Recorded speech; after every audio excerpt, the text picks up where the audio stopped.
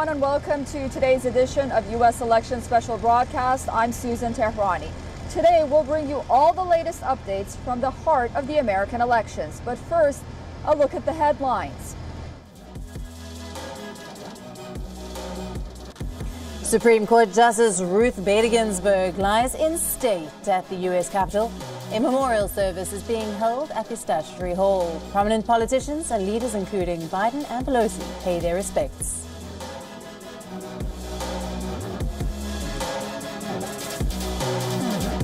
A day after U.S. President Donald Trump refused to commit to a peaceful transition of power, White House has countered Trump's statement and has assured a graceful acceptance of election results in November.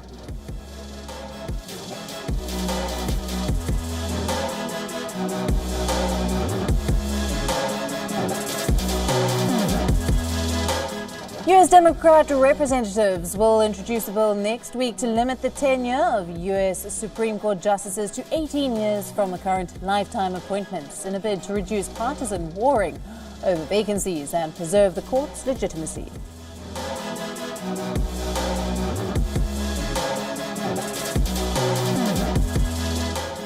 President Trump puts in a full day on the campaign trail with stops in Florida, Georgia, and Virginia. Donald Trump has also organized a fundraiser back at his hotel in Washington.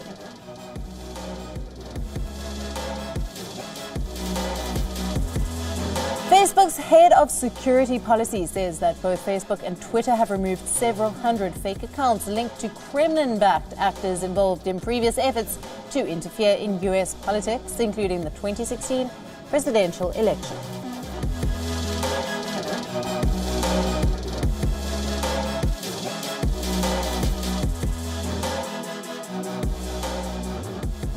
Shortly after Donald Trump's denial for a peaceful transition of power, the White House has assured that the 45th president will indeed accept the election results. However, Trump's statements has put members of his own party into a state of frenzy. Prominent Republicans, including Senate Majority Leader Mitch McConnell. And while the Democrats have called Donald Trump a threat to American democracy, Mitch McConnell has vowed that there will indeed be a peaceful transition of power, quote, as there has been every 4 years since 1972. Here's more on the story.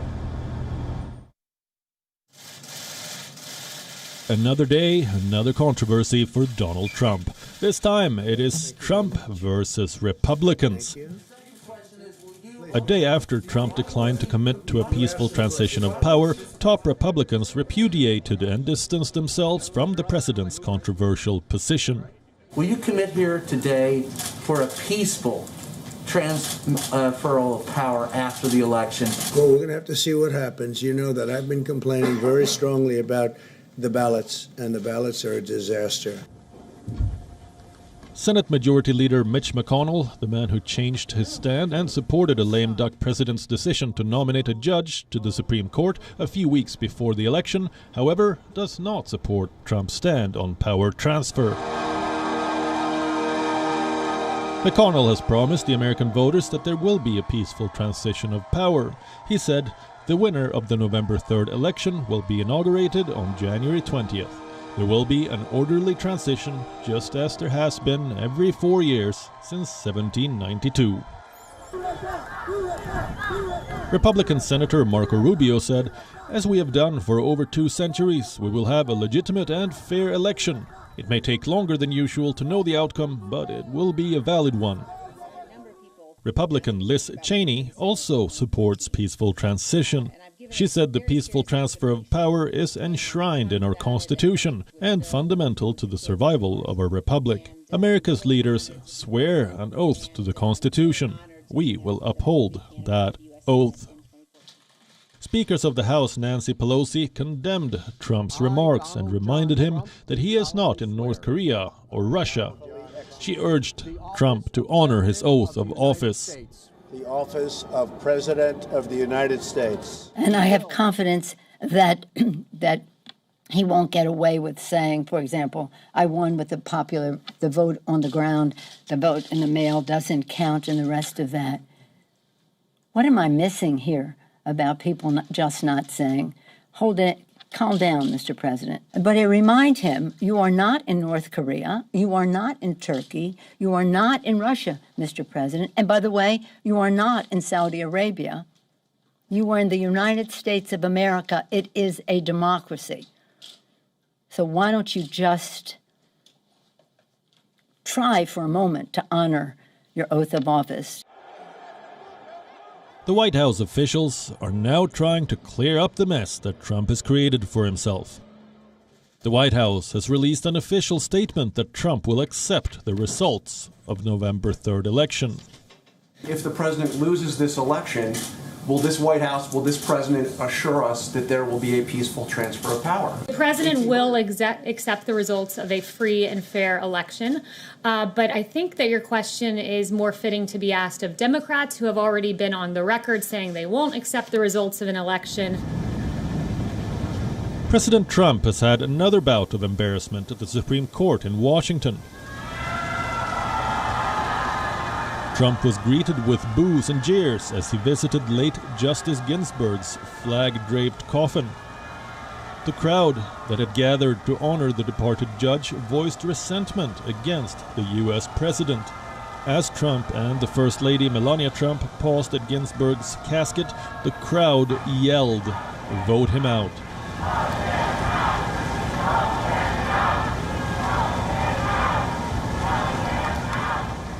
U.S. Election Desk, WION. World is one.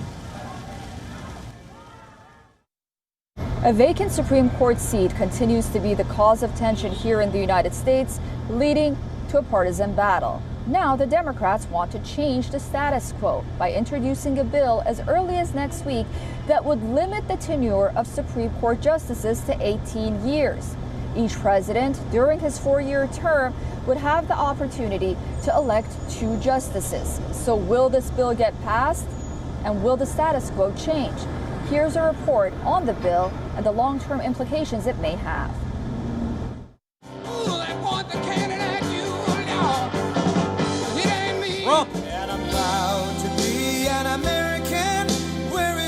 U.S. President Donald Trump will nominate a Supreme Court justice any day now.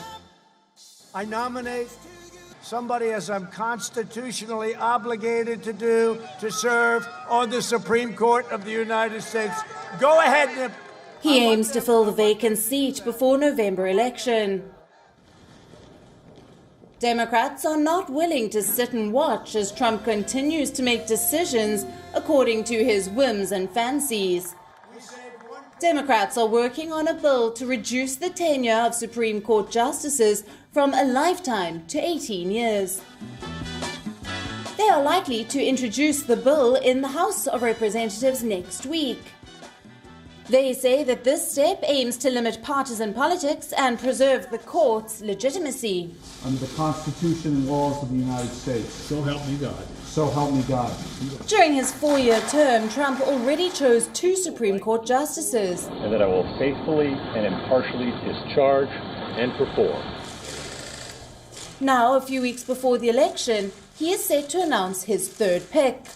3 judges of Trump's choice will serve at the Supreme Court for their lifetime. The new bill aims to fix this loophole. It would allow every president to nominate 2 judges in a 4-year term. No bill has ever been introduced that aims to set a limit on the tenure of Supreme Court judges. The Supreme Court Term Limits and Regular Appointments Act is a first. The bill exempts current Supreme Court justices from the 18-year rule. In a joint statement, Massachusetts Representative Joe Kennedy III, Virginia Representative Don Beyer, and California Representative Joe Kana, who are likely to introduce the legislature, said it would save the country a lot of agony and help lower the temperature over fights for the court that go to the fault lines of cultural issues and is one of the primary things tearing at our social fabric. A vacant Supreme Court seat became a bone of contention just weeks before the U.S. presidential election. The seat fell vacant after the death of Justice Ruth Bader Ginsburg. This presented Donald Trump with a unique opportunity to impact the U.S. judiciary for decades. He made a statement indicating that if election results do not favor him, he will take the matter to the Supreme Court. What do the American people think about the tenure of Supreme Court justices? A PBS survey reveals that a majority of Americans, that is 77%, favor the restrictions on tenure. 23% are against it. Will Donald Trump be the last U.S. president to name 3 Supreme Court justices in one term? We shall wait and watch. U.S. Election Desk, WION World is One.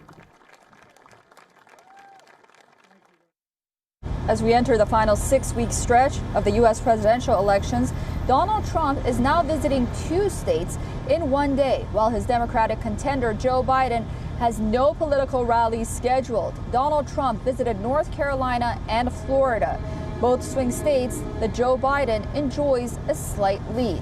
So will the president be able to flip these states back to red? Let's find out. U.S. President Donald Trump takes his campaign to battleground states North Carolina and Florida. Trump's previous election rallies largely focused on the vacant Supreme Court seat.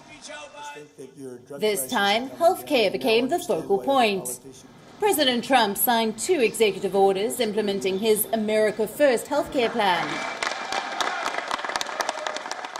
One of the 2 executive orders is for Americans with pre-existing health conditions. It ensures that Americans retain healthcare coverage. The Trump administration seeks to strike down the Affordable Care Act, or Obamacare. In June this year, the Trump administration had asked the Supreme Court to invalidate the Obamacare law. Continue to suffer from Obamacare while The Affordable Care Act was passed in 2010. It prohibited health insurers from denying coverage to Americans with known health conditions.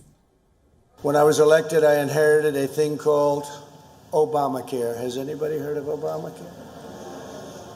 It was terrible. That's the way I feel too. It was terrible and very, very expensive. Hurt a lot of people. Premiums were too high. Deductibles were a disaster. Patients had no choice.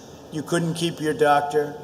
But by far the worst part of Obamacare was this thing called the individual mandate. 130 Democrats. The other order aims at eliminating surprise bills.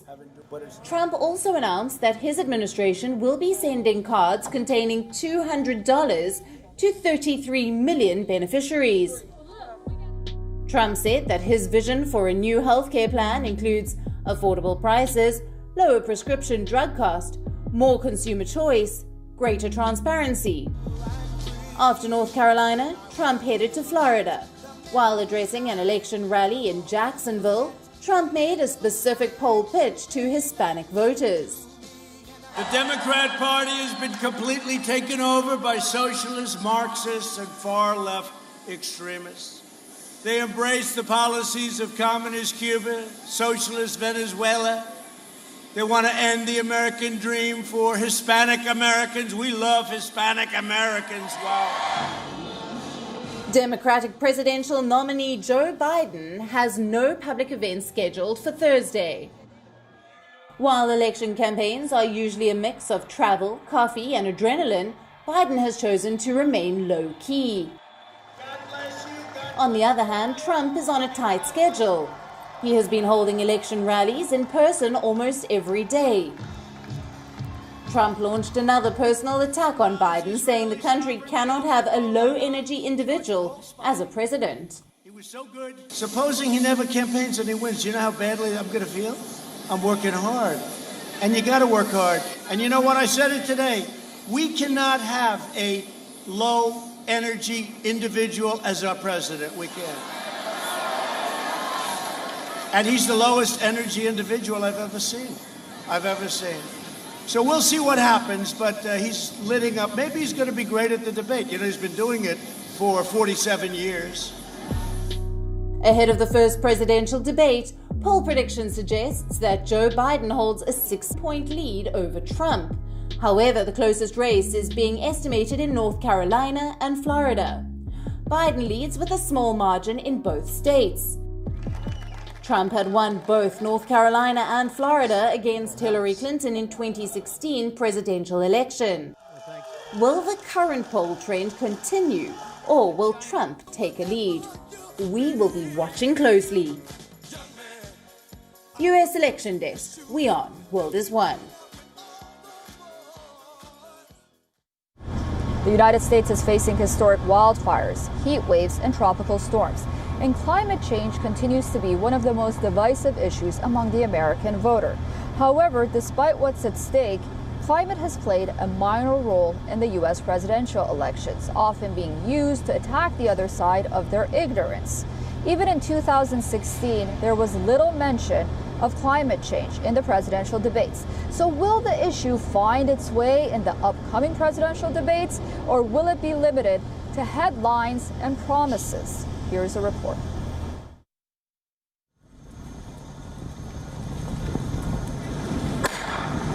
Record-breaking wildfires, extreme heat waves, dropping water levels of the Great Lakes, and catastrophic hurricanes. In the United States of America, climate crisis isn't coming, it is already here. But politicians and even media in the US seem to have missed something amid the high-wired political drama playing out almost every single day ahead of the election in November.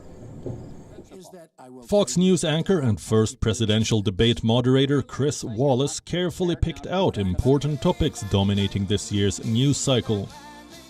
The Tuesday debate will even focus on Trump and Biden's past records, but not on climate crisis. Despite months of news about wildfires in the American West and a hyperactive Atlantic storm season that's already whisked through the English alphabet, climate has not been included in the live discussion.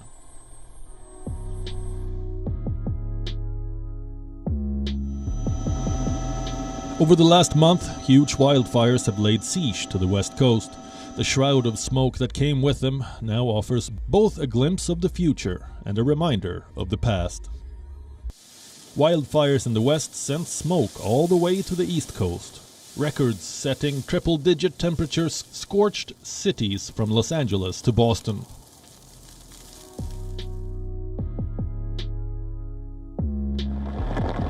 A record number of hurricanes and tropical storms have hit the U.S. this year, and now even the National Hurricane Center has run out of names for these storms. 21 English alphabets are available each year. Once that list is exhausted, the nomenclature system switches to the Greek alphabet. Thus, in total, 23 named storms have already hit the U.S., including 1 subtropical storm, 14 tropical storms, and 8 hurricanes. Beta marks the 23rd tropical storm of 2020. The average hurricane season typically delivers 5 or 6 named storms and 3 or 4 hurricanes.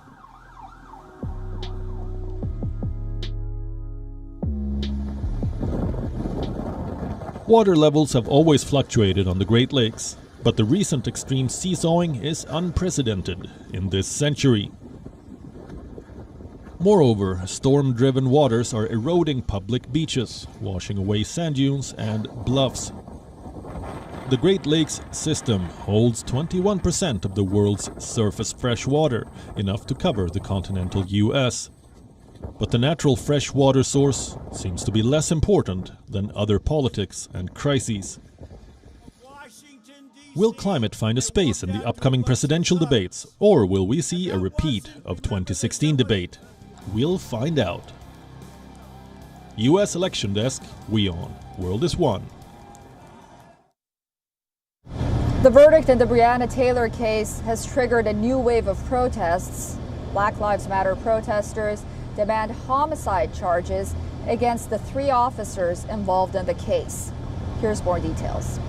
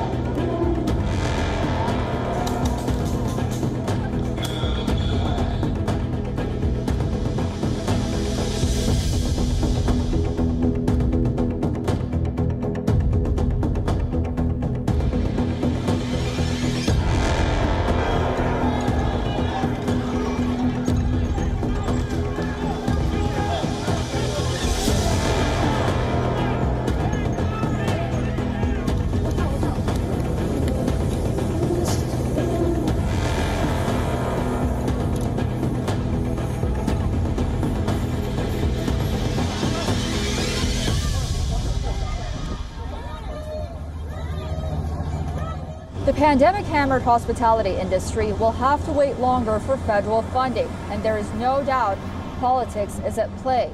The upcoming brutal battle for the seat at the Supreme Court will undoubtedly play a crucial role in delaying a stimulus package. This has been particularly hard for restaurant owners here in New York City, who fear the cold weather in the fall and winter. We'll take you to the streets of New York to see how these restaurants are coping and the challenges and opportunities that lie ahead. Brazilian comfort food restaurant Santo Brooklyn opened its doors just days before New York ordered the state-mandated shutdown of dine-in services for all New York City restaurants due to the coronavirus pandemic. The family-owned restaurant, like many others, quickly pivoted to adapt to the new reality in order to survive. Rethink our entire menu for delivery and takeout service only. While outdoor dining became the new norm in the months that followed, it didn't create enough revenue for the 1,200 restaurants that closed their doors for good.